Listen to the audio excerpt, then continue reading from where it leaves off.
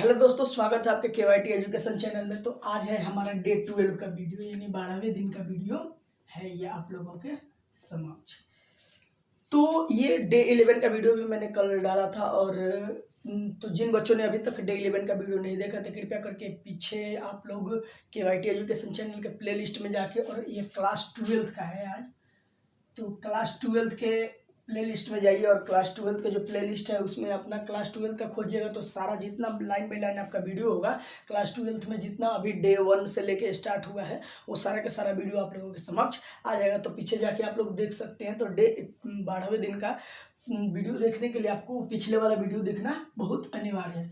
तो आज यहाँ पे हम देखेंगे कि रूटीन वाइज आज आपका भौतिकी यानी फिजिक्स है, ठीक है। तो फिजिक्स का जब मैंने स्टार्ट करा था क्लास 12 का तो उसमें कुछ टॉपिक मैंने पढ़ाया था, जैसे विद्युत आवेश के बारे में, आवेश के गुण क्या होते हैं, आवेश के सही मात्रक वगैरह सबने पढ़ाया था मैंने। अगर नहीं देखा तो पीछे जाकर वो वीडियो देख सकते हैं आप लोग। विद्युत क्षेत्र भी बताया था, विद्युत क्षेत्र रेखा भी बताया था, विद्युत क्षेत्र रेखा के गुण भी बताया था। तो आज हमारा टॉपिक है विद्युत फ्लक्स। क्या है? विद्युत फ्लक्स, अंग्रेजी में बोलते हैं इलेक्ट्रिक फ्लक्स। इलेक्ट्रिक फ्लक्स, तो ये विद्युत फ्लक्स एक काफ़ी इंपॉर्टेंट टॉपिक है। ये आप लोगों के क्लास 12 के बोर्ड के एग्जाम जो होता है उसमें कितनी बार ये आ चुका है, तो ये उसके व्यू से भी काफ़ी इंपॉर्टेंट बन जाता है। तो यहाँ पे विद्युत फ्लक्स को हम देखने का प्रयास और समझने का प्रयास करेंगे, ठीक है। यहाँ पे मान लीजिए कि ये डॉट डॉट ये खाली क्षेत्र है,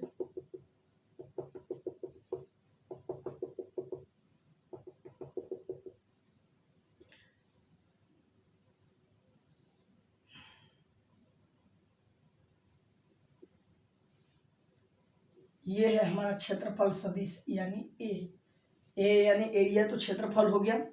और ये हमारा जो होगा ये ई हुआ हमारा, क्या है, ये विद्युत क्षेत्र है। उसमें मैंने एक कोई पिंड मान लीजिए कि रखा, और यहाँ पे ये क्षेत्रफल सदिश है, ये जितना क्षेत्रफल है, और ये विद्युत क्षेत्र है, ठीक है। इसके बीच में जो कोण बना हुआ है उसको बोलते हैं हम थीटा। क्या बोलते हैं? थीटा। तो हमारा यहाँ इसी के नीचे आप लोग लिखिएगा, इसके नीचे दिखाई नहीं दे रहा तो मैं यहाँ पे लिख रहा हूँ इसको कि ए क्या है हमारा ए क्या है, तो क्षेत्रफल कोमा ई क्या है यहाँ पे, तो ई को क्या बोलेंगे कि हम विद्युत क्षेत्र।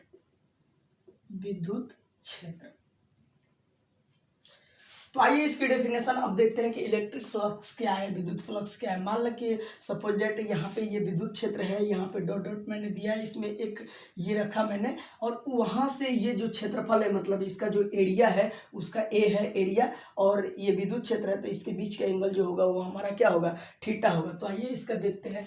विद्युत फ्लक्स की जो परिभाषा होती है वो होती है विद्युत क्षेत्र तथा क्षेत्रफल सदिश के अदिश गुणनफल को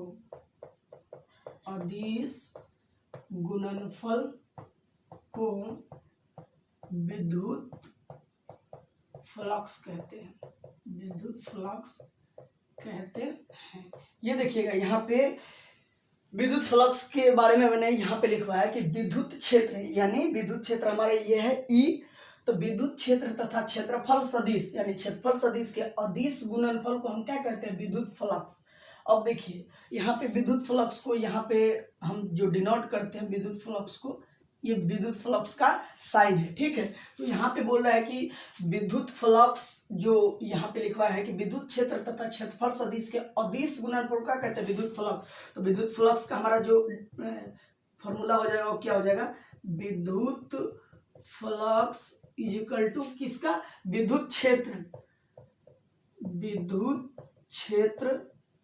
आइए देखिए विद्युत क्षेत्र और क्षेत्रफल सदिश, ठीक है। तो यहाँ पे मैंने लिख दिया क्षेत्रफल सदिश के अदिश गुणनफल को, तो अदिश गुणनफल को डॉट प्रोडक्ट बोलते हैं, यानी डॉट से डिनोट करते हैं, ठीक है। सदिश को क्रॉस से, जैसे कि अपने लोगों ने 11th में पढ़ा है, ठीक है।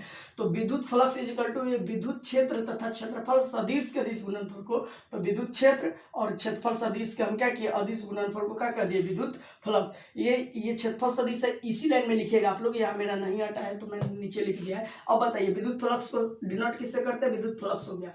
अब क्या हुआ, विद्युत क्षेत्र, विद्युत क्षेत्र को कैसे डिनोट करते हैं, ई के, और दोनों को सदिश रखना है ना, तो सदिश के लिए डॉट प्रोडक्ट, क्षेत्रफल सदिश को क्या बोलते हैं, ए से। अब देखिए विद्युत फ्लक्स ये क्या बोला है कि विद्युत क्षेत्र, तो विद्युत क्षेत्र ई लिख दिया मैंने, और क्षेत्रफल सदिश, तो क्षेत्रफल के सदिश के लिए मैंने ए लिख दिया यहाँ पे। क्षेत्रफल सदिश कि अदिश गुणनफल को, तो अदिश गुणनफल मैंने दर्शा दिया, गुणनफल यानी गुना, लेकिन डॉट से, तो डॉट यहाँ पे रख दिया, तो मैंने।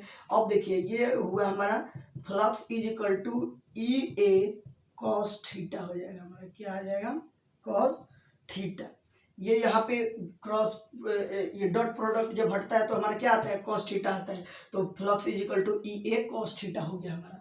तो यहाँ से एक बार फिर से देखते हैं हम कि विद्युत फ्लक्स यानी विद्युत क्षेत्र तथा क्षेत्रफल सदिश का अदिश गुणनफल को क्या कहते हैं, विद्युत फ्लक्स कहते हैं। विद्युत फ्लक्स इज इक्वल टू क्या हुआ, विद्युत क्षेत्र डॉट क्षेत्रफल सदिश। अब इसको सूचित किससे करते हैं, ये फ्लक्स से, तो फ्लक्स का ये साइन है, तो फ्लक्स इज इक्वल टू विद्युत क्षेत्र, तो विद्युत क्षेत्र, क्षेत्रफल सदिश, तो क्षेत्रफल सदिश मैंने लिख दिया कि अदिश गुणनफल करना है, यानी डॉट देना है, तो डॉट दे देंगे, गुना हो गया दोनों में, तो flux is equal to E A cos theta हमारा हो गया। अब आइए इसका ऐसा ही मात्रक नीचे देखते हैं, ठीक है। तो यहाँ पे क्या कीजिए कि आप लोग वीडियो को यहाँ पे मार के और इसको रोक के और ये अपने कॉपी में लिख लीजिए, काफी इंपॉर्टेंट टॉपिक है। यहाँ पे थोड़ा समय मिटाना चाहूंगा, यहाँ पे ये वाला अगर आप लोगों ने उतार लिया तो मैं इसको मिटा देता हूँ, वीडियो को रोक के और इसको उतार लीजिए।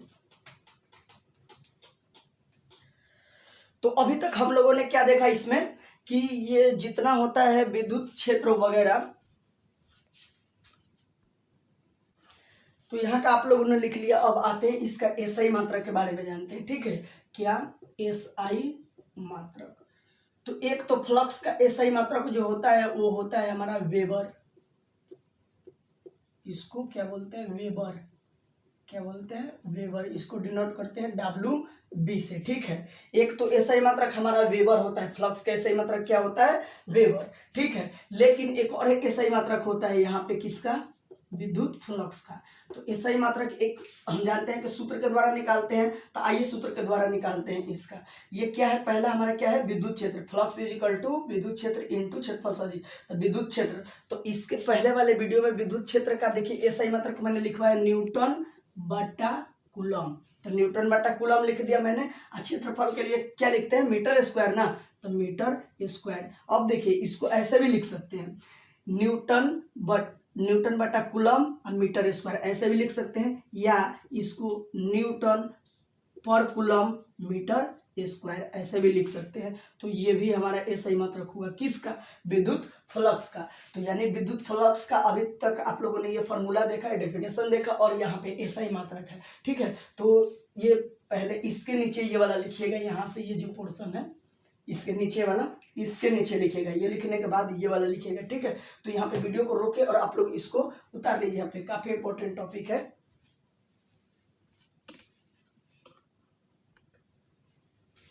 अब इससे संबंधित जो एक मार्क्स के क्वेश्चन आते हैं वो नोट में आप लोग इसके नीचे लिखिएगा। जैसे नोट में ये आप लोग लिखेंगे यहाँ पे, जैसे ए नंबर मान लीजिए कि थीटा इज इक्वल टू, जब हम रखेंगे 0 डिग्री, क्या रखेंगे, थीटा इज इक्वल टू जब 0 डिग्री रखेंगे, तो फ्लक्स इज इक्वल टू हमारा फॉर्मूला क्या होता है, ई ए कॉस थीटा, ठीक है। तो अब यहाँ पे रखेंगे हम ई ए कॉस, 0 डिग्री रखना है तो 0 डिग्री। अब ई ए कॉस 0 का मान कितना होता है, 1, कितना होता है 1, तो ई ए में 1 से गुना करेंगे तो हमारा क्या हो जाएगा, ई ए, यानी flux is equal to E ए, यानी कि ये फ्लक्स इज इक्वल टू जब ई ए होता है तो इसको हम बोलते हैं यहाँ पे फ्लक्स अधिकतम, क्या बोलेंगे, अधिकतम। यानी कि ये फ्लक्स अधिकतम कब होता है, फ्लक्स अधिकतम उसी समय होगा जब थीटा इज इक्वल टू कितना होगा, 0 डिग्री। तो ये क्वेश्चंस में आता है कि थीटा फ्लक्स का मान अधिकतम कब होता है, तो जब थीटा इज इक्वल टू कितना रहेगा हमारा, 0 डिग्री, क्या रहेगा, 0 डिग्री। अब देखते हैं ये बी नंबर में, थीटा इज इक्वल टू जब 90 डिग्री रहेगा हमारा, तो ई ए यहाँ पे फ्लक्स इज इक्वल टू क्या होता है, ई ए कॉस थीटा। अब ई ए कॉस कितना रखेंगे हम, 90 डिग्री। कितना रखेंगे हम, 90 डिग्री।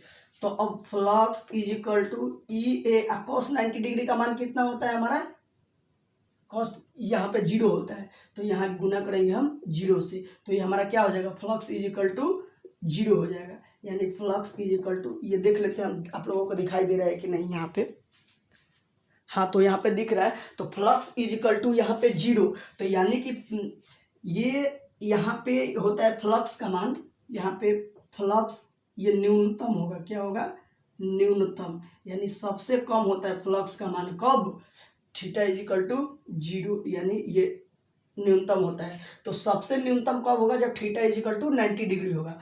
यानी कि फ्लक्स का मान सबसे अधिकतम कब होता है, जब थीटा 0 डिग्री रहेगा। और जब theta is equal to 90 degree रहेगा तो फ्लक्स क्या होगा, सबसे कम होगा, यानी न्यूनतम होगा। तो ये दो जाना। अब एक और नोट में है, उसको भी मैं वहाँ पे लिखवा देता हूँ। तो फ्लक्स न्यूनतम कब होगा, जब थीटा इज इक्वल टू, और न्यूनतम कितना हो सकता है, 0 तक, ठीक है। तो अब यहाँ पे फ्लक्स न्यूनतम कब होगा, जब थीटा 90 डिग्री रहेगा। ये इससे संबंधित देखिए, इसी प्रकार का क्वेश्चन बनता है कि फ्लक्स सबसे अधिकतम कब होता है। ये ऑप्शन दिया रहेगा कि 0 डिग्री, कि 30 डिग्री, 50 डिग्री, अपना जितना भी दिया रहेगा ऑप्शन में। तो थीटा जब 0 डिग्री रहेगा तो फ्लक्स का मान सबसे अधिकतम आएगा, लेकिन थीटा इक्वल टू जब 90 डिग्री रहेगा तो फ्लक्स का मान सबसे न्यूनतम आएगा। अब यहाँ पे देखते हैं, यहाँ पे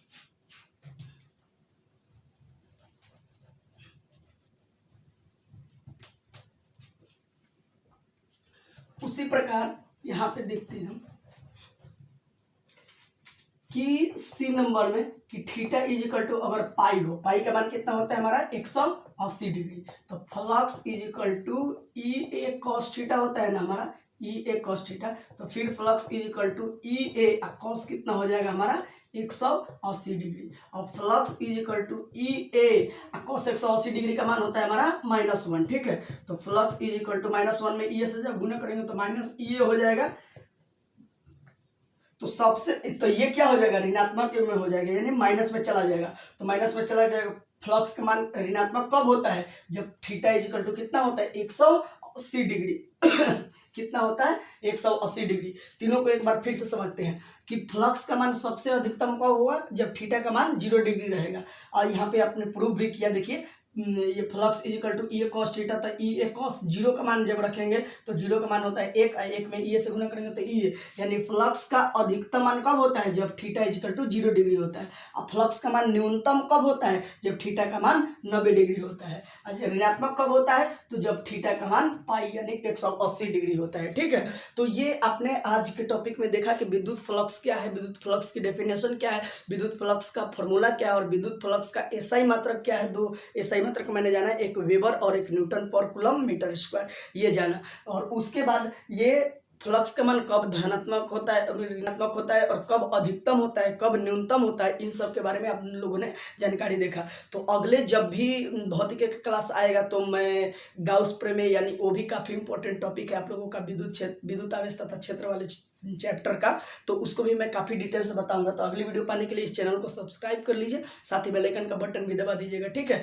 जब भी आप वीडियो देखना स्टार्ट कीजिए तो वीडियो को कमेंट में अपना नाम और क्लास जरूर डाल दीजिएगा, ताकि हम लोगों को पता चल जाए कि आज का क्लास आपने किया है। बाकी के लिए बहुत बहुत धन्यवाद। फिर मिलते हैं अगले दिन के वीडियो में। जय हिंद।